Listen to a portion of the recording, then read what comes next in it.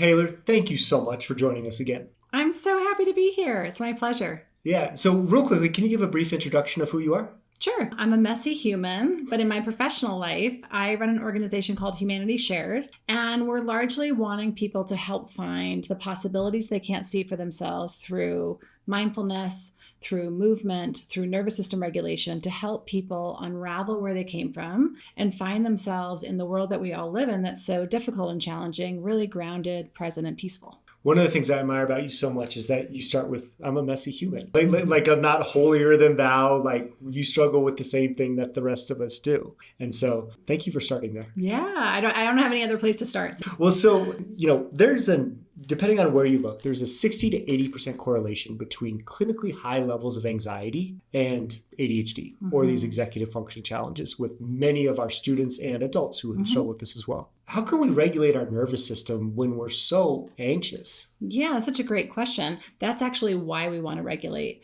So I want to start by saying anxiety and stress and depression, even to some extent, are actually normal, typical neurologic experiences. When someone cuts you off in traffic in a car, you have a little bit of a fight response or a flee response. That's typical. When you have a big exam coming up, if you're a student, when you have a big parenting challenge, it is normal to feel some stress and anxiety. What's more abnormal is that people find more often than not that stress and anxiety just keeps getting more and more ratcheted up. And many people are now saying, I live with this low level sense of anxiety all the time. I live with chronic anxiety. So a lot of that is that we want to help people come back to the roots of what being human was about, which is humans in the history of time used to have more time to sleep, used to have more time to nourish themselves with food that came from the earth, used to hydrate more, used to have time in nature where their nervous system would actually sync up to the mountains, to the rivers, to the animals, to wildlife. And what I think a lot of people are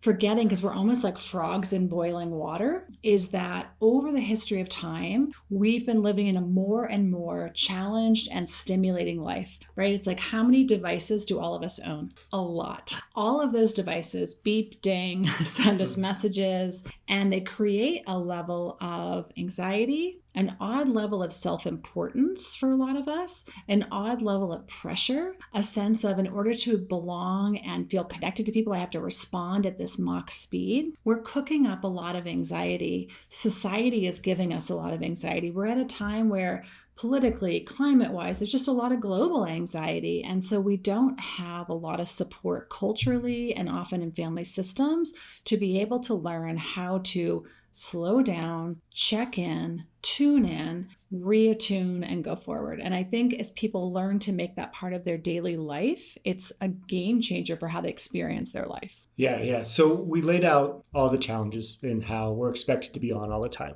Let's say you're a parent with a stressful job and you have a family, or you have ADHD and you're a student and you're watching this. Where would you start? We know there's a lot working against us. Where do you start? It's a great question. What's great about this is if you're a parent, you tend to want to start with your kids. We tend to want to invest our time and our money and our resources in our kids. But what I'd say to parents is, yes, invest in your children, equally invest in yourself. So part of what this also is that what we're asking humans to do is say, I matter, no more or less than anyone else. Like I like to say, we're all janitors. We're just all doing our best mopping, cleaning up the world. However, because the world is so busy and there's so many asks of us, we tend to neglect ourselves first. Like I ask a lot of people, like when you get up in the morning and you pull on your gym clothes, your yoga clothes, what percentage of the days do you get to 6 p.m. and you never got there? What happens for most of us is we get up and we start right out of the gate before our eyes blink open. Oh, I got to make that call. I got to make that email. I've got that meeting. I've got to get the dog out. I've got to get the,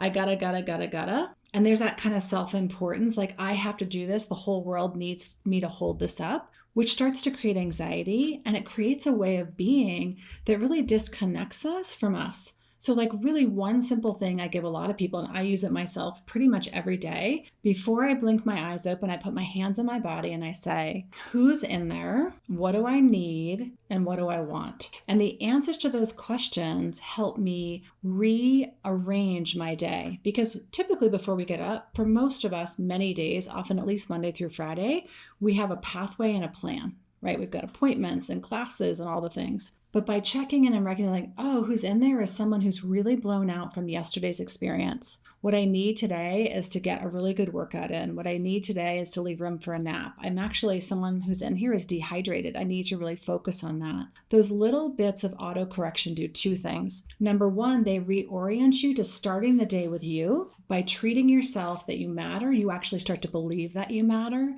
and self-care becomes non-negotiable. Self-care is not living your life like an emergency. Self-care is about building a life you don't need to escape from. And that largely comes from building a relationship with this person that you don't want to escape. The second thing it does is it often gives you tiny little granular shifts that if you were to hydrate, make a plan because you need social connection, or cancel the plan with your social connection because you need to be alone. All of those little adjustments help you feel so much more vitality, so much more capable, so much more able to regulate. So I think even just that one little step in the morning is something that everybody could do. It's free, it's replicable, and it really starts to game change how you show up for yourself. Yeah, I love how you start there, and I love how you start really small. Because a lot of people would be like, well, you need to take the weekends off. And for some of us, that's just not a choice. Like, we have families. So starting really small. A lot of us look for something called the lead domino. And that's the one thing we can do to make our life a little bit better and just give us the bang for our buck. Besides hydration and sleep, what else have you seen? Like, what one routine have you seen that people have implemented that's just had a huge return on their investment? So let's actually back up and just talk about the one domino for a moment, because I actually think that's everything. In our culture of like, go big, everything's like be bigger, do more. I think that's part of what's burying us. I think for me, it's the tiny 1,000 choices that I make in a day. It's the small things that are the concentric ripples in my pond that have affected and changed my life, like in a transformational way. We all love the shiny, sexy, like, go do the Ironman. And that's awesome. But guess what? The person who did the Ironman got up every freaking day and they moved their body. They went to the massage therapist, the chiropractor, they train. It's 1,000 little choices, right? So the other thing I think that's important to say about that is sometimes it's not just putting something in, sometimes it's taking something out. So it must be a world of games, because you're saying dominoes. I think of it as Jenga. What's the one piece I can put in that will stabilize this structure today? Or the one thing I can take out that will let the tension collapse, that'll help me rebuild. So I think thinking about it that way is actually the key choice, is to recognize that living with intention, meaning what if at every moment you had a choice, which probably isn't totally possible, it's a lot of moments, but every time you could, that you had a choice, you paused and said, what's really in my best interest right now? That pause has the power to change your entire life, because when we don't pause, we're acting from fear, from scarcity, from anxiety, from depression, from peer pressure, from 1,000 different things. So it's not so much what you do, it's who you're being when you do it. So it's all about the power of being truly intentional. And what we're always circling through, it feels like when you and I talk, is that what's happening in all of these screens and devices and stimulation is we have divided attention. So part of our anxiety, part of some of the brain chemistry and neurological challenges we all face are coming from the fact that we suck at divided attention. Well, and also where so much is coming in, we never take the time to pause, like what you said, and then we wonder why we feel so maxed at the end of the day. To be honest, some of the students that struggle with ADHD or these executive function skills, like, they can be challenging to raise. Sure. And if we don't take that time to pause, I think people forget that these kids need you for a long time. Like a lifetime. A lifetime. I have a 25-year-old, and it's so different than when he was 5, but I'm still 100% parenting him. Yeah, I think that's always been my biggest pet peeve that you and I have talked about. It's like parents, when the students in middle school not turning in their homework, we want to trash the relationship because it seems so important, but we forget that these students going to need you for a long time, and how powerful that pause is. And just what you're saying is it has nothing to do with the math homework. It has to do with what's going on with this kid and what's going on with you. But when we are maxed out, I like to think of it as something I call neurologic compassion. The brain wants to figure it out as fast as possible so it can relax. So it's like, oh, you math homework problem fixed, done. So I can go watch my TV show or numb out or check out because I'm exhausted. And so part of how we're living our lives is so many people are living their life like an emergency, and they're pulled so tight on a string that their nervous systems are constantly heightened. They're constantly in hyperarousal. And in that state, you've got adrenaline and cortisol, you've You've got all this chemistry that's conspiring to help you survive, but that's not a great way to live life. Most of us want to thrive, and that means we need to get more into rest and digest and get out of hyper or hypoarousal, which are our escape strategies when we feel blown out. So a lot of times parents are focusing on this very granular, singular thing with this kid. And what I want to back out is help that child have awareness, intention, and empowerment, which helps the adult have awareness and intention. But it has to start with the adult. And that comes through pausing. Well, I think the pause is probably the single most powerful tool. If anybody could put that in their life, like think before you speak, think before you act, think before you eat, think before you move, stop and feel your way into it feels crucial. I think if we gave people one tool, that would be an amazing one because it's free and it's always available. There's a lot of sophisticated levels we could get to with that. Like one thing is beyond the pause, most of us check in from our brain. But our brain is our social filter. It wants to please mom and dad. It wants to get it right. It wants to be good. It wants to look good. But the body is always conspiring for a much cleaner truth for us. It has no invested in pleasing anyone. For example, if you ate right before you came to this podcast and we could hear your stomach growling in a few minutes, your head might be like, what the heck? I just had breakfast like an hour ago. But your stomach doesn't care. It's like, it's just here to be of service to you in present moment. But the head only lives in past and future, while the body only lives in present moment. And so a sophisticated layer on from the pause would be, when I pause, am I going to, what's everybody want from me? What do I think I should do? What did I already commit to? Or is it going to this body that's like, I know I have a plan for dinner with friends and I don't want to do it. I need to say no, even though it's going to make some wrinkles in the fabric. That's an important part of the pause, but that's a learning. Even just to get people to pause to start is brilliant. And then there's layers out there you can add to it. Interesting. Well, I think I've seen some research too that essentially our nervous systems talk to each other, right? So if you're a parent and you're highly anxious, then we think we may be protecting our student from something or developing something. Does that pass down to a student? Well, 100%, because it's passing two ways. One of which is you've already got a genetic pathway that's queued up for it. The second piece is the situational pathway. So if I came in today and I was like, oh my gosh, Brandon, there was so much traffic and there was an accident and then this and my dog ran off and my children. What happens to your nervous system? Yeah. The most loud nervous system in the room is the hub of the nervous systems in the room. This is why if you go to the mountains or the ocean, you can often quickly, like within 6 hours, start to feel this different rhythm in your body. You're just like that loudness, that velocity, that pace, that sound, that rhythm, we're looking to sync up. It starts with when a baby is in utero. And it's listening and feeling its mother's heartbeat and blood flow. And so what's happening in utero is the beginning of our patterning. Well, and this is research-based because it sounds woo-woo, but it's not at all. Oh, it's 100% science. Yeah, it's fascinating. So a lot of our students with executive function challenges, they get overwhelmed really quickly when they get a new task in school or in their job. How would you recommend they slow this overwhelm down? So I think that this is something we see with some really good science in head injuries is there's a utility to slowing down before you get sped up. It's about creating habits and routine,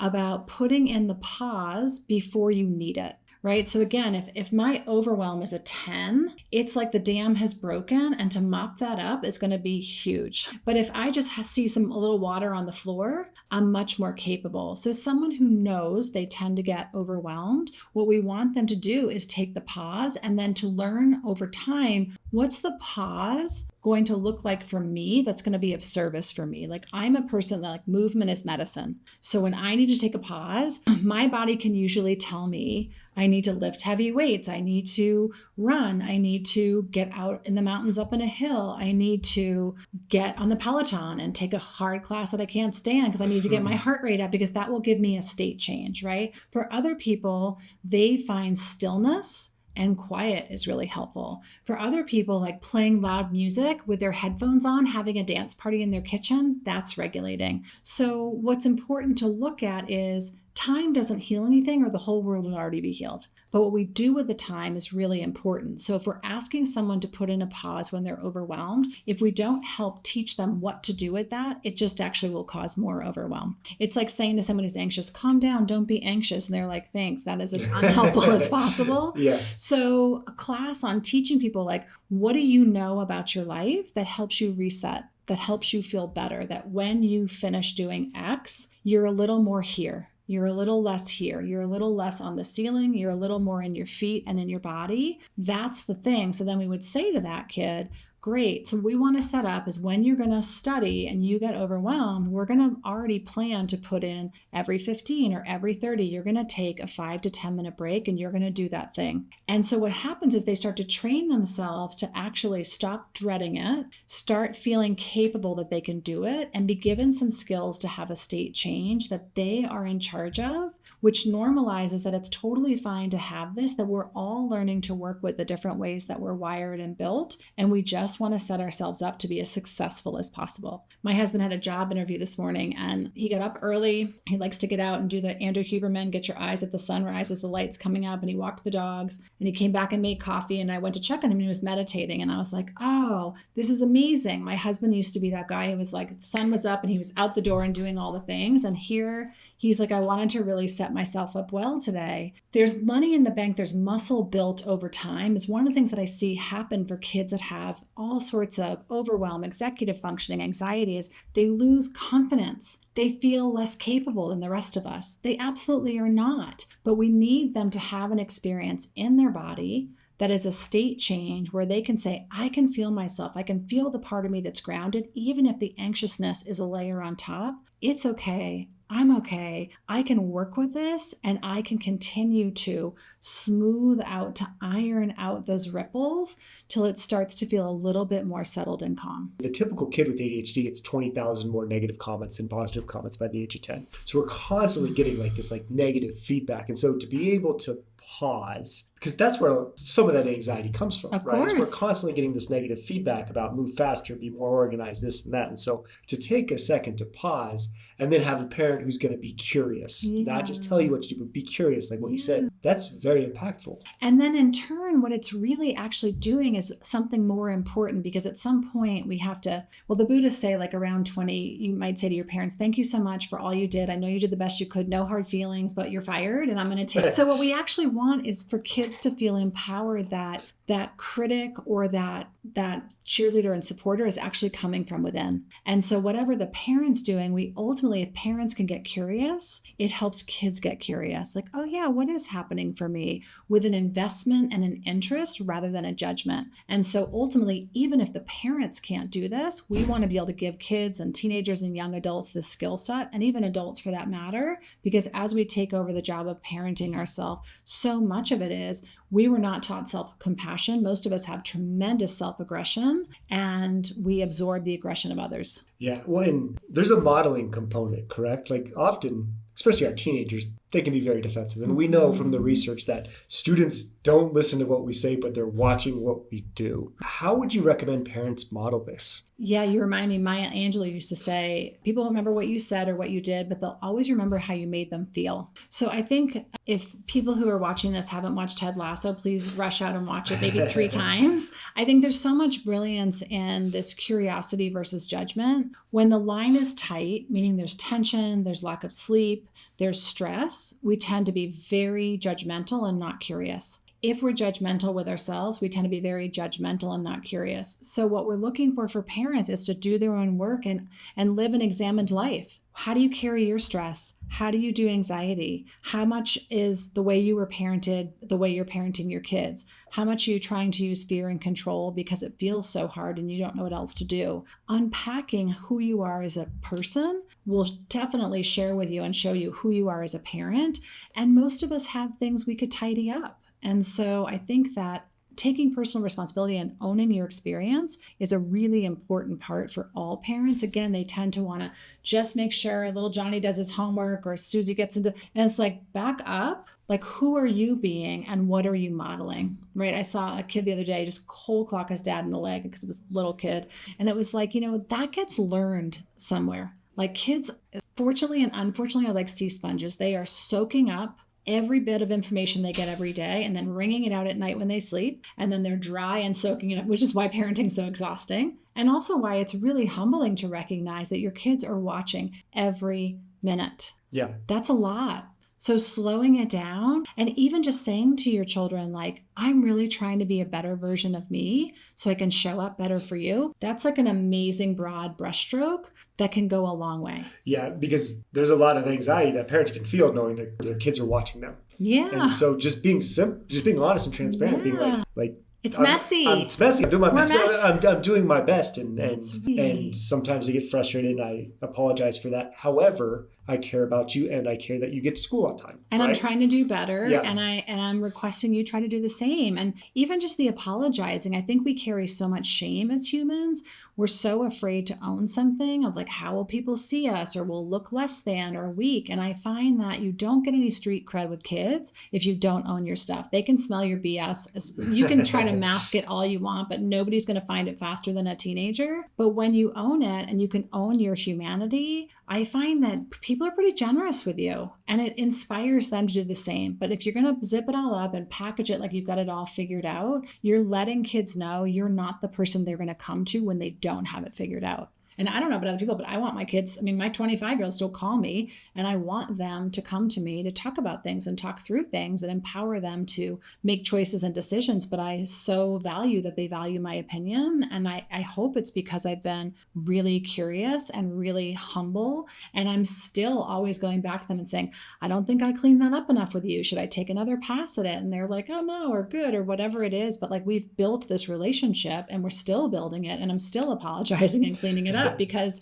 there's no day where kids, adults, wherever we are, it's like, it's all good. We're dynamic. The world's dynamic. We're going to have to keep, just like we have to go to the gym and get groceries, we have to do this emotional work pretty consistently. You said one of my favorite sayings, and that's movement is medicine. What does movement do for the nervous system? So many great things. So one thing right out of the gate is for people who are depressed, there is an energetic biological component that they want to contract and stay still. If you start to move, what you can envision is it's like what happens to popcorn under heat. It starts to shake, it starts to vibrate. If what is inside you doesn't feel good, a lot of people are like, I don't want to move because I'm going to have to feel that. So they get really intractable. On the reverse side, you have people who are like, this doesn't feel good, so I'm going to ride my bicycle at Flagstaff and Boulder 4 times today to try to manage it, right? So there's a sweet spot of all exercise for people who are strength trainers, right? There's this amount on the bar you're putting that's like, ooh, I got to really like anchor in and breathe and focus in. And if it's too much, you're going to get injured or blown out. If it's not enough, it's a little bit rashy and irritating. Exercise and movement have qualities that show the body nothing has to stay stuck. One of the things that happens in movement is people feel an emotional state change if it's the right prescription of movement. Cardiovascular strength training and a combination thereof, you can come in, and I think probably all of us have this experience of you can come into the gym or be at the start of the hike or get on your bike and be like, I don't want to be here. I hate everyone. The whole world's terrible. And even just 30 minutes later, you can feel like, whoa, my eyes are up. My heart is open. I'm available. I feel like a clear channel ready to roll. There's detritus and static, I would say, that builds up on the body, inside the body, in the mind, in our nervous system. What exercise does to the nervous system is it causes the cycle to complete. Tension rises and it falls. Tension rises and it falls. That's a very typical, normal, active nervous system. Somebody cuts us on in traffic and we react and then we recover. Completing this cycle is really key. If we don't move, the depression or anxiety builds and it sits there and it doesn't complete the cycle. Exercise helps us to complete the cycle of the nervous system so that the nervous system can continue to feel these really nice theta waves that are pretty steady and even, rather than get stuck in hyper or stuck in hypo, in those states where people get really dorsal and flat and depressed or really vigilant and anxious. So movement has so many properties that are so important. And I think, the older I get, the more I really think movement is one of the best medicines we have. And it really even rivals nutrition and hydration for how much it does, particularly for our psychological state and our nervous system. Yeah. There's so many studies on what movement does, especially for our population, right? But the other thing too is it doesn't need to be fancy. It can just be taking the long way to class 100%. When you're walking, and it completes the cycle, like what you're talking about, especially after a hard day. It resets you so you can bring your best, whether it's the next day or if you have to study that night or something. It's just constantly closing cycles, which I think is so helpful. And in addition, we now have awesome science that show us movement snacks in accumulation will do the same thing. So if 30 times in the day you do a squat or you do a push-up or you walk up and down one set of stairs in your office and you do it 30 times, that has additive properties, and it will help you complete the cycle over the course of the day if you truly don't have time to go do a 30-minute. I know. I didn't know that. Movement snacks are amazing, and they're also, again, a great way of like when you're working with clients in any capacity, whether you're an attorney or someone like you or I, you need sometimes a reset in between clients. You need a breath of fresh air to have the sun on your face or just to get a little bit of endorphin. Just like 5 squats, 1 flight of stairs has the capacity to start resetting you. That's really interesting. Well, one of my favorite things that I've always done with students who were very defensive is I would never try to have a conversation like this. I would walk and talk everything because you're getting movement, you're regulating the nervous system, and there's not this like intimidating face-to-face amygdala firing thing. So we always recommend that to parents too. It's like, can you walk and talk with your child for 5 or 10 minutes and be disciplined enough to not ask them about school? Yeah. You can do it when you get home, but that is so hard to do. And if parents are really feeling like they need to ask their kids about school and that, there's a part of me that just says they need to do more work on themselves. I don't know. I raised 5 kids, although they've all moved on, they're all moving on and becoming independent. Like the most important thing to me is that children are capable of being independent, that they're capable of regulating their nervous systems, which means they can navigate all of what life's going to bring. Academics, what we know from Good Will Hunting, you can get a Harvard education at the public library if you want to. But what parents are really talking about is they're not owning what's coming up for them, which is like, if you're my child and you're struggling in school, my work is to say, wow, I feel this fear and anxiety about your future and I get triggered by this and I'm working on owning that. That would be amazing. Instead, the parents are like, let me dump it on you and now you figure it out and fix it. That's not your child's job. Whatever they're going to do or not do, they're going to be a superstar athlete or they're going to be a superstar academia or none of that. That's not about you as a parent. Your kids are not yours. They don't belong to you. You are just the midwife to a certain point. And parents don't like to hear that. They're working out a lot of their stuff and wanting their kids to be better versions of them than they are. And I understand that, but it's not a reasonable expectation for kids. I don't want parents asking their kids to perform or achieve to please their parents. I actually think that's antithetical to a child's development and well-being. Well, it speaks to a lot of the anxiety as well. Sure. I want to ask you about mindfulness. There's a lot out there on mindfulness and how great it is for you. And it seems like one of those things that everyone knows and people just don't like to do. First of all, what does it do for the nervous system? And how do you recommend it to people who are defensive about it? So whenever people are defensive, I just like to say to them, defensiveness is another variation of skepticism. And I really value skepticism and defensiveness. I'm like, good, it means you're an intelligent person questioning these things,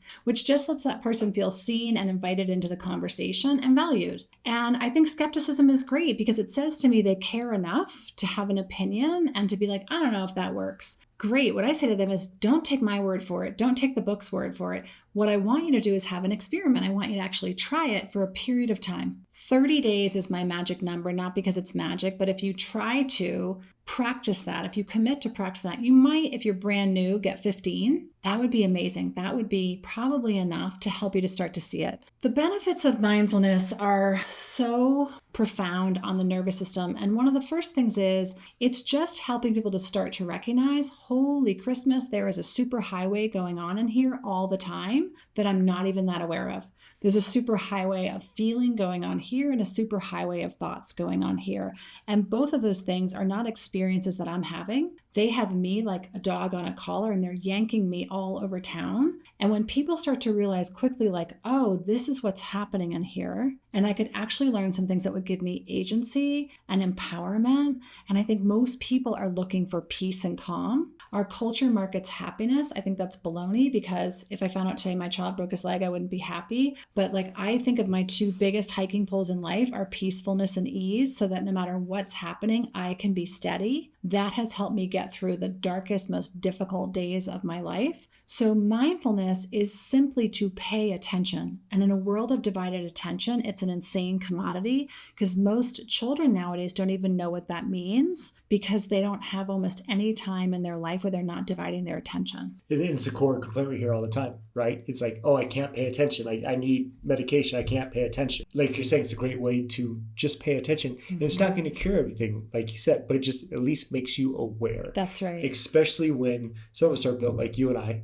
and our thoughts race very fast. You don't even know what's happening until you take the time to listen. And as you learn to start to watch it, a whole world opened up of like, who's in there thinking? Who's watching the thinker? There's a lot of curiosity about what is this system all about, but we're so wired to outwardly perform in everything, to what our body looks like, to what our words say, to achieving and accomplishing. One of the things that's so strange is most people don't have the experience, what we call interoception, what it feels like to be inside your body. Can you feel the busyness of your head? Can you feel your heart beating? Can you feel the satiation after you've eaten a meal? Can you feel inside your body and actually start to develop a relationship with the bigger you that you are? Because we have this outside you that most of us sort of make up and perform from. And then we talk about ourselves in that way, but there's a whole inner world that most of us don't interact with, we don't share, we keep hidden, we're quite confused by, some of us are quite scared or absolutely traumatized by,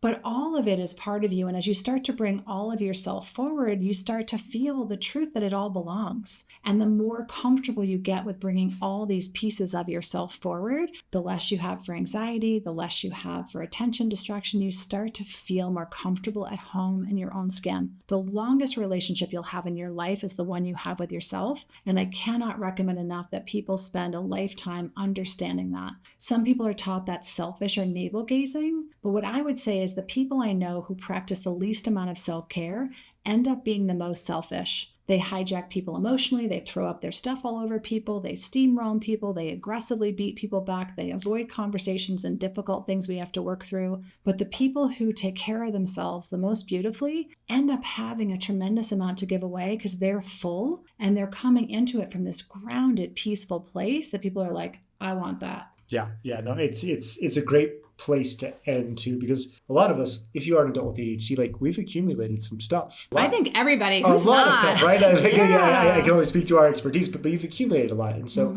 just to have an understanding and to know you're not broken, it does such a great service for you and for others around you. No one is broken, but if you live in brokenness and you don't feel your wholeness, we're all connected. And so we're bumping into each other energetically all the time. And now that we have the internet, we're bumping into emotional states from people in Sweden right here in Colorado. And the key part is to take responsibility for yourself. But again, I think it's the shame that blocks people from really getting comfortable in their skin and saying, here are my superpowers, here are my obstacles, I'm doing my best and that's enough. Man, if everybody started the day there, I can't imagine how much easier life would be for the world around us. Yeah, awesome. Taylor, thank you so much for your time and your expertise. Yeah, thanks for asking me to come back. It was great to talk to you.